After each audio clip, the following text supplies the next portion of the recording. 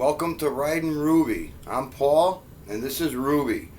This is my 2019 Harley Davidson Street XG 500. Whew, what a name. Harley sure likes those long names. It's a 500, alright, you know? Jeez. Alright, well, I made this video because there's not a lot of videos out there about the Street 500 other than like muffler changes, stuff like that. I'm hoping to do some motor blogging, blah, blah, blah, and somewhere, you know, in the future, like in the spring. I'm in Connecticut, we're snowed in, and, you know, I'm hoping for maybe April that I could get out there, get some riding, buy a GoPro, and give you some good videos, you know, hear the bike, see what it's doing, talk about, you know, how it feels, you know, what it's capable of doing, all of that. So I wanted to explain why I decided to buy the XG 500.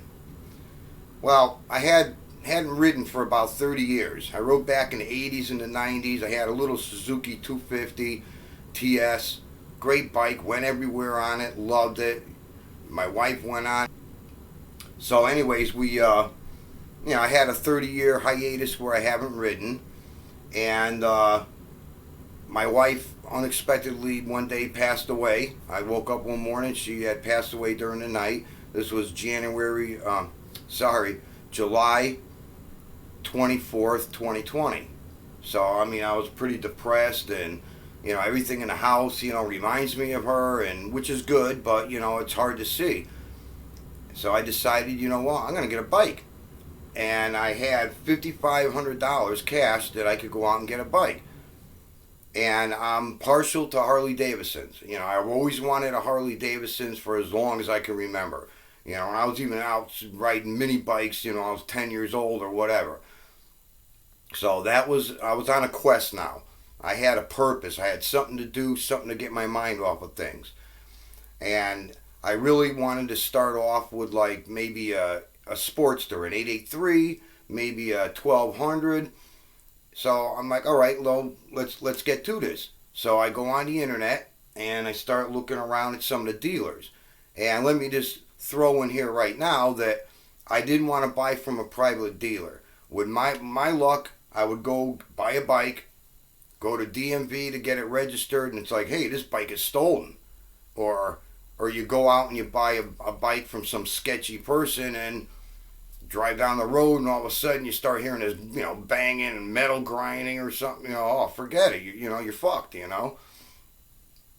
So I want to go with a dealer. I figure, you know, hopefully most dealers are going to want to have a reputation that they're going to keep up. And if they get a bike in on a trade, you know, they're going to go through it. You know, the mechanic, you know, drain the oil. Oh, hey, look, there's a bunch of metal shaving. Something's not right here.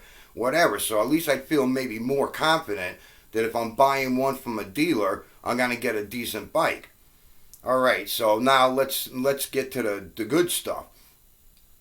For $5,000, what could I get?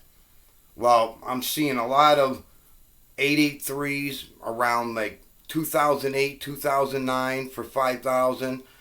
The 1200 Sportsters are going for like a 2007, 2005 for about $5,000. So I'm thinking, well, you know, that's not bad, you know, but, you know, it's a start, right?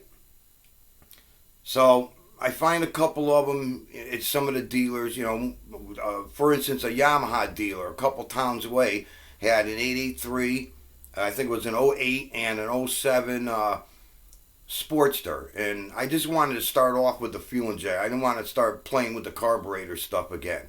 You know, especially after not riding for 30 years, you know, you get that sweet spot where it doesn't want to run with the choke on, or you take the choke off, it's still a little sketchy for a while. You know, I'd rather just have the fuel injected, jump on it, go, you know, less worries. So I call my buddy Henry, awesome dude, very helpful. He helps everybody out. He's a hardcore rider. He's got, you know, a Harley dresser, you know, he's always going to all the dealers all around the state of Connecticut, checking out what they got or getting parts or whatever. He's got a '07, I believe it is, Yamaha 1100. He's rebuilding, and you know, so he's everywhere. And he knows a lot of these people, salesmen, dealers, whatever. So I hook up with him, meet him at his house, and we drive down in his truck down to the Yamaha dealer.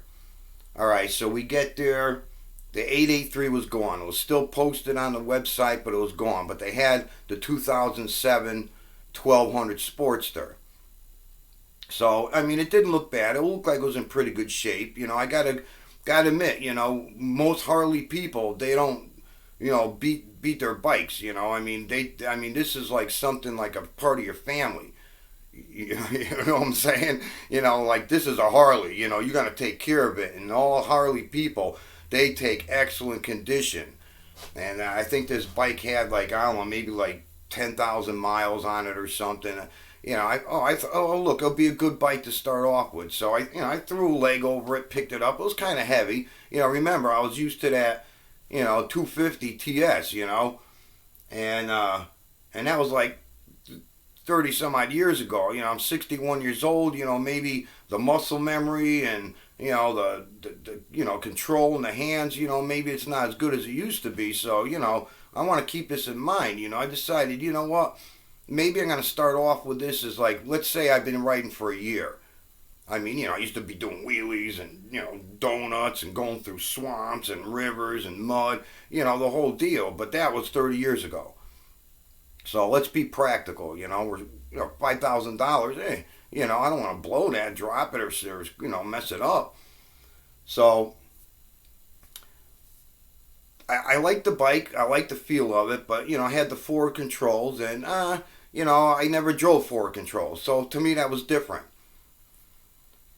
And I looked over, and I see one of the street versions. It was the 750 Harley Davidson 750.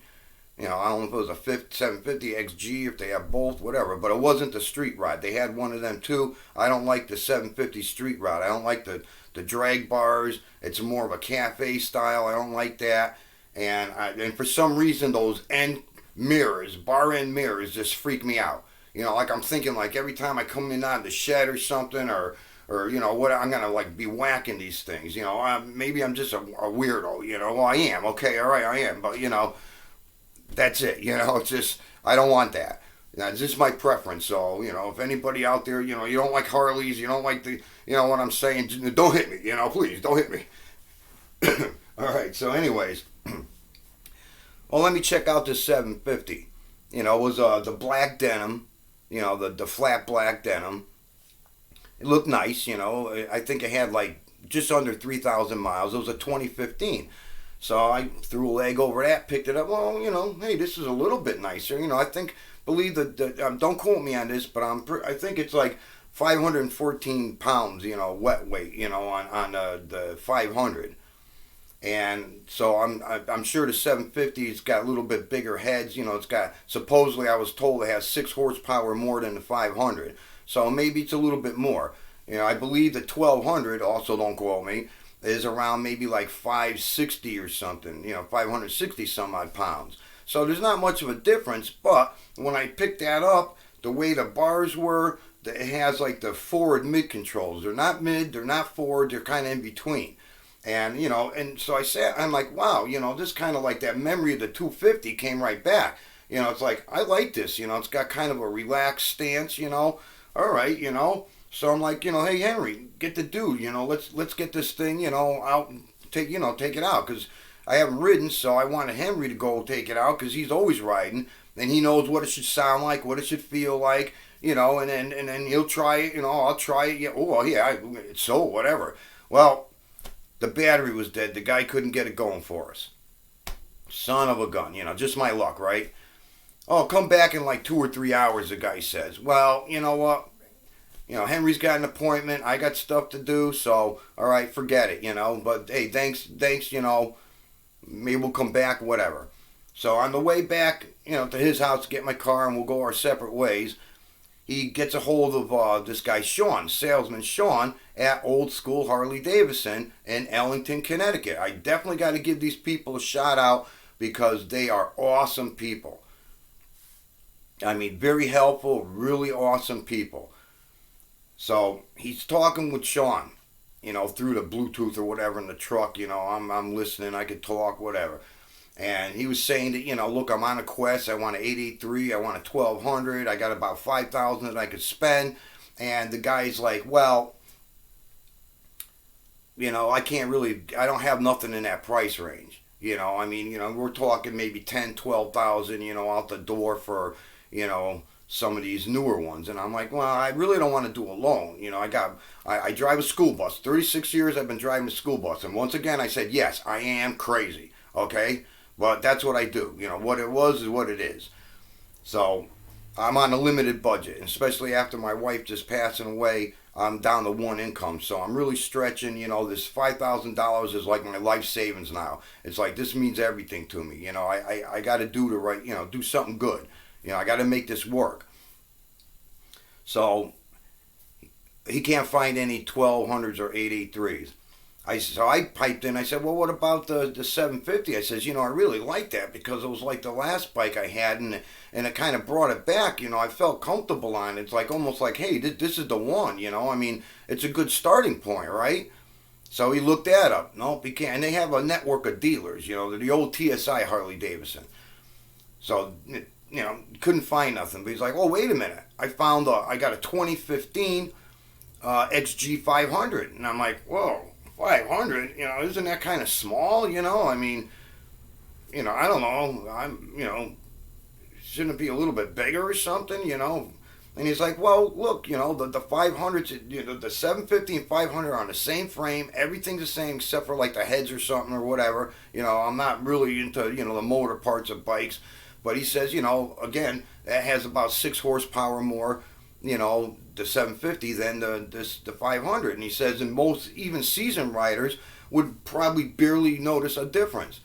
So I'm like, all right, well, you know what? I want to be practical. I want a Harley. I want to be riding. This sounds like the great opportunity. I could start off. You always got that option. Trade it in and go up. I mean, hey, maybe I'd like to get like a soft tail, street bob or a slim or something, like 107, forget the 114, that's a kind of a big jump from a 500, right? But whatever, the options out there. So, he said it was a 2015 and it had like under 3,000 miles and it'd be like $5,523 out the door. And I'm like, whoa, this was meant to be, So the guy's like, well, look, when you get home, give me a call, we'll work it out. Okay, get home. I give him a call. He says, all right, well, I'm going to need a deposit. I'm like, oh, cool. All right, I got my debit card. How much? 500. Whoa, wait a minute. I only got 300 something. Could I do that? Or do I got to like run to the bank and pop in a couple more hundred or whatever? So he's like, well, let me check with my boss. I'll get back to you in like, 10 minutes. 2.5 hours later, the guy calls me back. Oh, I got some bad news. That XG 500 that we were talking about, the dealer that had it pulled it off the floor and they put it into the driving academy. I'm like, oh man. So I was up on this really big high. First time I was excited and happy in several months, and then all of a sudden, boom, right down. It's like, oh man. But he says, but wait a minute. He says, I did some searching and I found the XG 500. It's a 2019, has 4 miles, brand new. You're going to get a 2-year warranty, and you give us the 5,500, like you were on the other bike, and it's list for like 7,500. And I'm like, whoa, he says, well, it's a little bit more because it's got the Wicked Red Deluxe paint scheme. I don't know how well you could see that, but I really like that color, which I didn't know at the time what it is. I had to look it up, but just to throw in there, I like the way that looks against everything's being blacked out, and you got this nice pop of that bright red. You got the black Harley, little area over here, the white or silverish, high metallic Harley Davidson with the orange all around it. I mean, this was beautiful. And I guess this is like, I think he said it was either $1,200 or $1,500 more to get this paint scheme than it would be for the denim black or the vivid black. And that's why it was probably still around. So I'm like, what, this sounds like, like maybe this was meant to be, I don't know. I mean, I want a Harley, this is available, it's a 500, but you know what, I haven't ridden for years. The last bike was a 250. this at least a step up, let me get back to riding and enjoy that wonderful feeling of being on the road. I don't care what bike you're riding, you crack that throttle, you still feel that power. That's a feeling that you just can't get nowhere else, you know? So, all right, let's do this. This is on a Wednesday. Says I could get the bike here on Friday. I said, well, I got to work. How about Saturday? I'll be there at 10. All right, cool. 10 o'clock comes, 9 o'clock on Saturday. I never been to Ellington. It's like an hour, a little over an hour away. Got my future son-in-law to go with me. Jumped in the car. Got the little Google GPS, or navigation. Get me there, mama. Boom. We're on our way. I get up there. These people are awesome. They're great. They're helping you out with everything you can. The bike was just being finished, detailed, or prepped, or whatever they call it. So we did some of the preliminary stuff, here's my license, whatever, blah, blah, blah. They do this ticket to ride deal and all this stuff. They finally get the bike out there, and I look at it, I go, it's outside, go outside. This is like September 29th, 2020. I go out there and I'm like, wow, that color, just the color, the red color, just, and red's not even my favorite color. My favorite color is blue. Maybe second favorite, like a purplish, But I saw this and I was like, wow, that is awesome. So, of course, now everything I buy has got to be red and black, So I looked at it, I sat on it, I'm like, oh, man, this feels like everything felt like it came back to me again. I'm like, you know what? Where's the papers? Give me the papers. I'm going to sign right now. Didn't even write it. I don't care. It's brand new, so, something goes wrong, they're going to fix it, So that's it. Let's do the paperwork. All right, we do the paperwork, get it all set and done. It came out to be like, it lists for 75 something, and it was like 8,900 and change or whatever out the door. All right, sign the paperwork. Boom. They're going to deliver it the following Wednesday. Well, I couldn't wait. I was like I said, this was like, I was like a little kid, in a candy shop. I was just so happy, excited. I had something now that I could look forward to. I could wake up and say, hey, I'm going to go out, I'm going to go riding, but I got to admit, I was like really nervous because I haven't been on a bike for, 30 some odd years. And I'm probably going to save that for the next video, because that's a little bit of a story too, about that first time getting on it and what I did and, and all that. And then since then, I've done, since it's sitting in my house, yes, this is in my den in my house. If Fonzie could have his Harley in his living room, why can't I have mine in my den? But basically it's in here because right before I was going to go putting it in the shed in the backyard, a tree branch during a storm came down, hit the roof, and then things leaking, it's all wet, soggy. So I'm like, all right, I threw a really heavy-duty tarp over it, let it dry out until the spring. We have a wheelchair ramp, and my dad used to live with us, and, he was in a wheelchair, so I rode up the wheelchair ramp, and my daughter and my, son-in-law, future son-in-law, and then my neighbor next door came over. We just kind of lifted it up on the threshold, which didn't have a ramp. And we rolled it into the house, and here she's been sitting since, I think it was, actually it was Halloween Day I brought it in. And it's a bad thing, it's a good thing because, it's in, it's warm. I have the battery tender hooked up to it, so, the battery's staying good and everything. But sitting here staring at it every day, I think this needs to be changed, and this needs to be changed, and it's like, oh, hey, wait a minute, maybe I'll get. All right, so that's gonna be the next video, and then I'll explain. And a lot of the places where I got these parts, most of my friends seem to be like, wow, you got it from there. So hey, I'm on a limited budget. I gotta go like aftermarket, cheap as I could, but cheap but reliable and good parts. Alright, so, that's going to wrap it up for this video. I hope you liked it. If you liked it, hit the thumbs up, hit subscribe, hit the little ding-a-ling bell. So when I put out the next one for, what I did and the mods and the first ride, you'll be notified about that, I totally appreciate everybody coming here. I hope everyone's going to be safe out there in this crazy COVID crap.